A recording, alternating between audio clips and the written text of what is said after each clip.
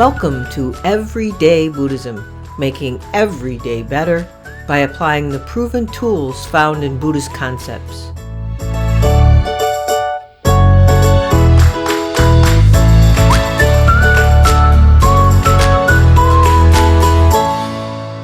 Welcome to episode 39 of Everyday Buddhism, making every day better.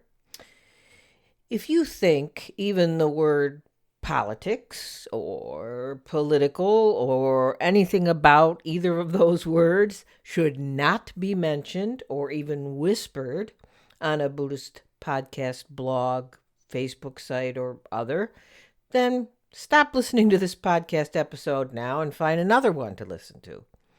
But a word of caution. If you do, you will be missing the very teaching that might in fact help you through the rough spots of this world and in your life. If your mind is full of what you think Buddhism or spirituality should, quote unquote, be, no matter what teaching emerges from this podcast, the associated blog post, or any other podcast or teacher, your mind will be too full to absorb it. If you are clutching too tightly to your expectations, you won't be able to pick up a new perspective that might bring you peace. I'll continue with more reflections on this in a podcast devoted to, let's not speak of politics, and the sticky subject that it is after the usual podcast housekeeping. So, now you will, as I hinted a minute ago, you'll be able to find a blog post behind this podcast episode and future episodes in the membership community area of the Everyday Buddhism website, www.everyday-buddhism.com. As I have discussed over the last few episodes, we've been working hard on building an integrated membership community for those that might want to explore beyond just the public Facebook group, or who don't like Facebook at all, or who aren't able to join the Everyday Sangha. This membership or patron community is now live, as is our new YouTube channel, which we're not quite up to date on, but it takes a little time and we're working on it. This is all thanks to the partnership and support of one of my Bright Dawn Center of Oneness Buddhism lay minister colleagues, Levi Shinyo Walbert. Levi Shinyo Sensei will also be contributing content and guidance to the new membership community, as well as helping me lead the Everyday Sangha and helping me create bonus members-only podcast episodes. And there is already our first members-only podcast recorded and ready to listen to when you become a member of the new community.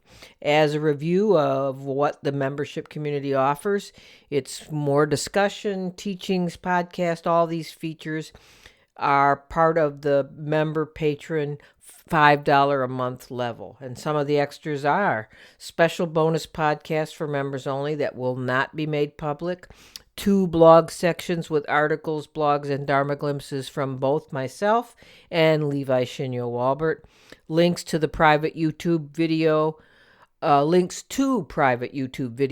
and live feeds, which we hope to start working on our new YouTube channel, a private secret Facebook group for those who still prefer Facebook, and a member chat area on the membership community page of the Everyday Buddhism website, where you can be a part of the exclusive members-only chat. And you're able to submit questions that will feature on a regular Ask Me Anything podcast. So join now so you don't miss out on the bonus features that are already there and those that we're planning for in the future. Just go to my website, www.everyday-buddhism.com, and click on the tab that says Join Community or Sangha. From there, you can join the membership community and or the virtual Sangha.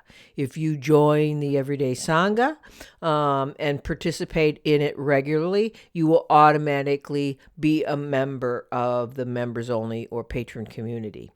Now, the Sangha is a virtual Sangha meeting via Zoom video conference at 7:30 p.m. Eastern U.S. time every other Thursday.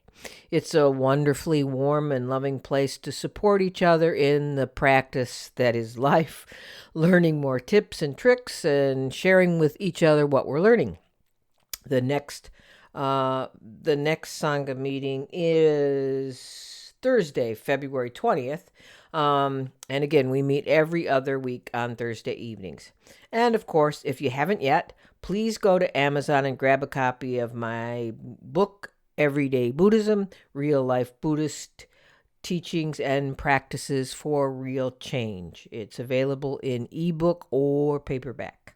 And when you finished it, please go back to Amazon to review the book. Reviews are very important, so let's get the number of reviews up there so more people can discover the book, the podcast, and the everyday Buddhism way of being in the world.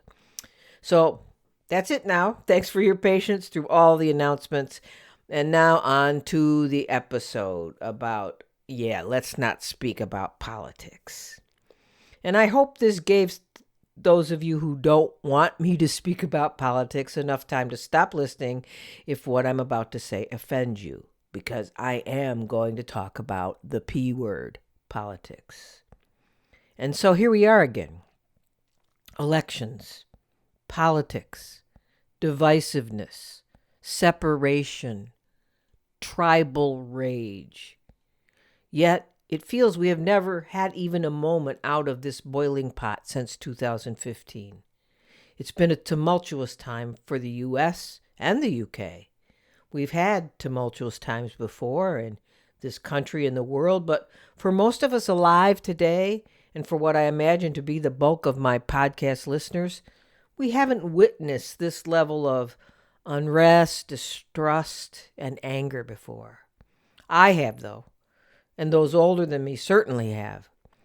It was a time of major unrest in the 1960s when I was growing up, with protests and violence all around us, stemming from reactions to racial injustice and the Vietnam War. This is the time I was growing up. I lived in a small town in Ohio, Manaway, Ohio, located about 20 minutes or so from Kent State University, where protests and riots over the Vietnam War ended in the unspeakable. The May 4th, 1970 massacre of 4 unarmed college students by the Ohio National Guard. And that was 50 years ago. It's hard to believe because it's a very real time in my memory. All the colors, sounds, and emotions are right at the surface. And looking the other way and politely not speaking of the things of the world was not an option for me at that time. And it isn't now either. And long before these times of distrust and questioning, and long before Kent State University the massacre, we can recount multiple times where our country, our government, and the world was a real scary place to be. It's as old as human history. It is a part of who we are as humans. We cling to ideas of self and the world, and these ideas that we cling to are largely formed in a cloud of ignorance, in views not based on things as they are. And it is from that ignorance, mistrust, fear, anger, tribal rage, and wars begin. Yesterday, I decided to talk about the sticky subject of addressing the world and its politics head-on. Although I've touched on it a bit in episode 22, Release Your Cows, which initiated a few negative podcast reviews and emails, and also in episode 14, Protesting, What's in Your Mind. An experience with a follower this week led to the seed thought of this episode. I wrote a bit about it on the public Facebook group for Everyday Buddhism. I said, sometimes people request friendship with me on my personal Facebook page, in addition to joining the public Facebook group for Everyday Buddhism. And As an FYI, I have to say I'm a very imperfect human being, just like all of us.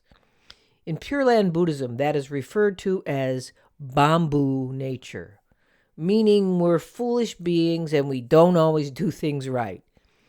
It is actually wonderful to understand and accept that about ourselves because it helps us have compassion for others.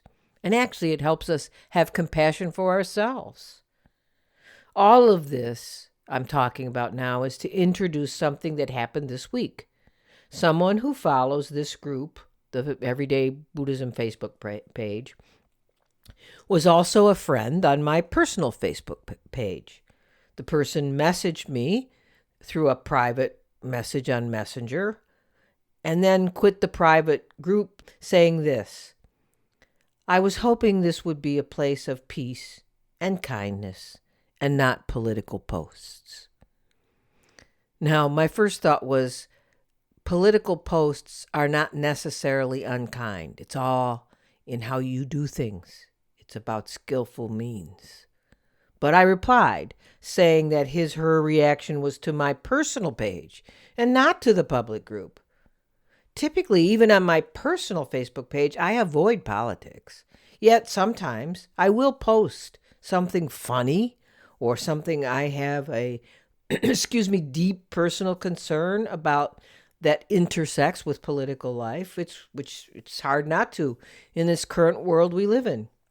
But I do not post these things on the group page, the Everyday Buddhism group page, nor do I approve or my other moderators approve such posts. And when I do post on my personal page, I always make sure it's not divisive or mean-spirited or filled with anger.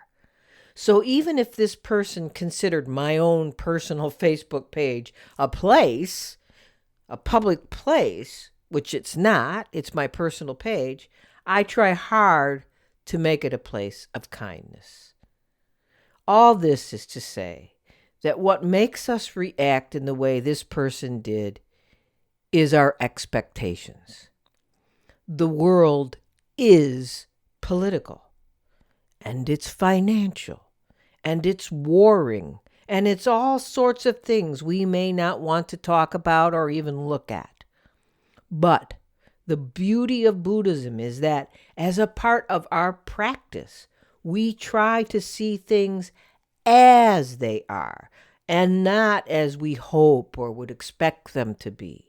And that includes seeing people, our Dharma friends, and all people the way they are, but with kindness. You know, there's two truths, but the two truths are one truth in Buddhism. Samsara is nirvana. Nirvana is samsara. Form is emptiness, and emptiness is form. And this is from the Heart Sutra. If you are a friend on my page, remember, it's my page, a foolish being, and not a Buddha. So that's what I wrote on the public Everyday Buddhism Facebook group to sort of talk about what just happened and a way to reflect on those things and how I see them from a Buddhist perspective. But I need to say more. One of the things that distinguishes Buddhism from other spiritual practices and religions is that it is very much about being in the world and not about escaping it. Even the more religious schools and practices of Buddhism, beyond just a secular Buddhism practice, have at their core the Four Noble Truths and the Eightfold Path. And those Four Noble Truths and that Eightfold Path is all about how we are in the world. I believe the problem that arises when the person I just referred to and others who have also posted comments about something I've said on a podcast that even remotely touches a political subject, I believe that it's their expectations of Buddhism. And I'm defying those expectations. And their expectations of Buddhism, I believe, is something very different than what the Buddha taught. I talked about this in episode 4. What does Buddhism say about? There is a view of Buddhism that is idealistic, that it's all about meditating and chanting in an incense-filled room hidden away from the world. That the peace promised in Buddhism comes from this concept of being away from, above, or different from the troubles of the world. Now, this view is the farthest thing from what the Buddha taught. The Buddha was soaked in the troubles and suffering of the world. It is the very thing that drove him to leave his family, to nearly starve, and then sit under that tree, that Bodhi tree, until he understood what suffering was made of. And what he did understand, what he understood, what he awakened to, was rooted in seeing the world of suffering as it is and understanding what it's made of. The peace the Buddha promised is found in a personal understanding of ignorance and a personal practice to overcome this ignorance. You don't, quote, get peace by avoiding seeing the suffering around you. You don't get peace by ignoring suffering's existence. That attitude will only prolong your suffering due to clinging to an ignorant view instead of immersing yourself into understanding right view, the first of the Eightfold Path. You don't get peace at all. It's not something someone can give you. It's something you create in yourself. Like Thich Nhat Hanh's being peace. You become peace. It's not something you get from somewhere out there by avoiding what's out there. I heard the term the tyranny of expectations. I'm not sure who coined the phrase, but it pretty much sums up how I feel about and how I think the everyday Buddhist understanding of the ignorance that arises without right view and the suffering resulting from grasping that the Second Noble Truth speaks to. If we have expectations of how things should be, it rules us. And that's why it's a tyranny. It rules how we feel every day, because people and things and everything in the world, they don't live up to those expectations. The development of right view is an inside job. You may be inspired by a teaching, teacher, or book, but it's up to you to make it yours. The Buddha gave us very clear guidelines to have as a practice. And if we consciously practice and test them, we discover a deeper and deeper and deeper understanding. This understanding is how you set your life course and how you steer once you've set that course. You need to know who you are. You need to know what you believe, and then you will know where you're going. If you don't have that initial understanding, you won't know where you're going, and you'll probably end up either off course or drifting aimlessly. What I see is that most people live lost and adrift in an ocean of unconsciously held opinions and assumptions. The practice of right view allows us to be fully aware of what our thinking, and therefore our speech, decisions, and actions rest upon and then grows from. In the case of politics or anything else of the world, we must look at it clearly to understand how we will think about it, how will we speak about it, and how will we act in its presence. This is right action, and right action takes away reaction, that sort of unconscious held opinion or belief which we react to. Ignoring politics or anything else that bothers or upsets us does not make it go away. Ignoring it will not keep the suffering we're trying to avoid from touching us. In fact, I believe that the opposite is true. I do not intend to make my podcast nor the Facebook group a place for political discussion, because I don't think it serves the purpose of developing right view. In fact, it is proven that to go down that rabbit hole, especially on Facebook, is the recipe for anger and shouting. At the same time, though, I will on occasion speak up and speak out about what I perceive to be injustices on my personal Facebook page and my personal Twitter account. It is, after all, about coming to my own understanding, and hopefully the right understanding, developed from my own practice of introspection and meditation, and not incited by the loudest or most angry voices. My friend and wise teacher of Japanese psychology, Cretch, the author of many wonderful books including Taking Action, A Natural Approach to Mental Wellness, Nikon, and others, messaged me yesterday morning with wise words about this subject. It also made me feel better, and he allowed me to share them with you.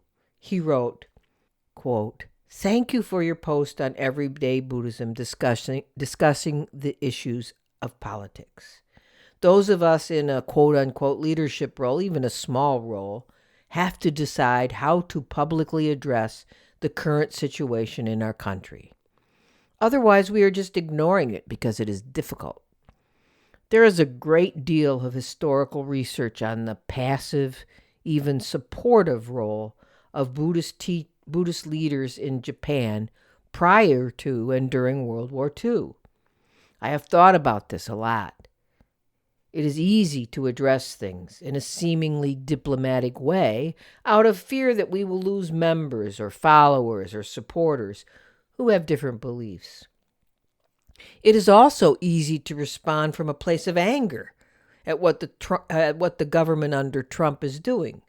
For me, neither is the right path. Neither is ignoring the issue, as if somehow Buddhism is above the suffering caused by political choices and decisions.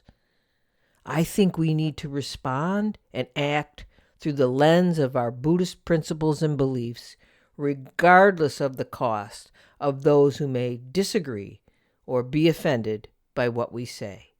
Unquote. Thank you, Greg. Those words of encouragement from one of my respected teachers strengthened my commitment to write, record, and release this podcast as soon as I could, before I sort of let the issue fade. Greg's words are so true. I, too, have been reflecting on the mistrust of the Japanese, and particularly Japanese Buddhists during World War II, as I reread the book American Sutra by Duncan Williams in my preparation for an upcoming podcast. The internment of the Japanese is only one instance of how turning away, ignoring, or burying our heads in the sand can actually be the cause of untold suffering. The Nazi imprisonment and massacre of the Jewish people in Germany is another instance. We must respond, as Greg says, quote, "through the lens of our Buddhist principles and beliefs, regardless of the cost of those who may disagree or be offended," unquote. I will end this podcast with a sense of hope and faith. I am deeply troubled by what is happening in this country under the Trump administration, and because of the silent approval of the Senate and the silent approval of many Americans who either feel emboldened in their own personal anger and fear by the actions and words of Trump, or who feel lost, scared, and hopeless.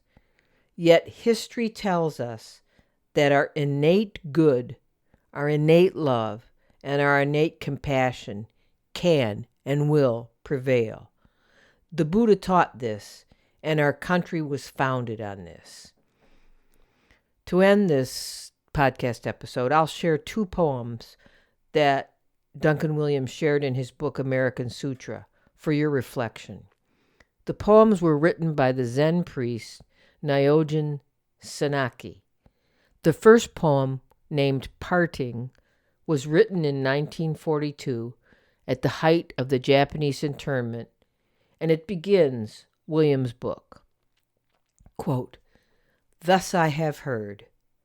The army ordered all Japanese faces to be evacuated from the city of Los Angeles. This homeless monk has nothing but a Japanese face. He stayed here 13 springs, meditating with all faces from all parts of the world, and studied the teaching of Buddha with them. Wherever he goes, he may form other groups, inviting friends of all faces, beckoning them with the empty hands of Zen." Unquote. And then Duncan Williams ends his book with the second poem by Senzaki, written in 1945, and testifying to Senzaki's faith in Buddhism and in the U.S. Constitution, despite what happened to him, and by extension, his faith in his country and its people. I share that faith, that we will stand up, speak out, and do what we are guided to do by our own personal Dharma practice, and that this ugly time in our country, where we are still imprisoning people and babies because they have another color skin, will end. And if we continue, I think, to stand up and speak out in whatever way that's possible for us. And the poem reads, quote, "Land of liberty, people of independence, the Constitution is beautiful. It blooms like the spring flower. It is the scripture itself. No foreign book can surpass it. Like the baby Buddha, each of the people should point to heaven and earth and say, quote, 'America is the country of righteousness,' unquote." May it be so. That's it for today's episode. Until next time, keep finding ways to make yours and all other people's days beautiful.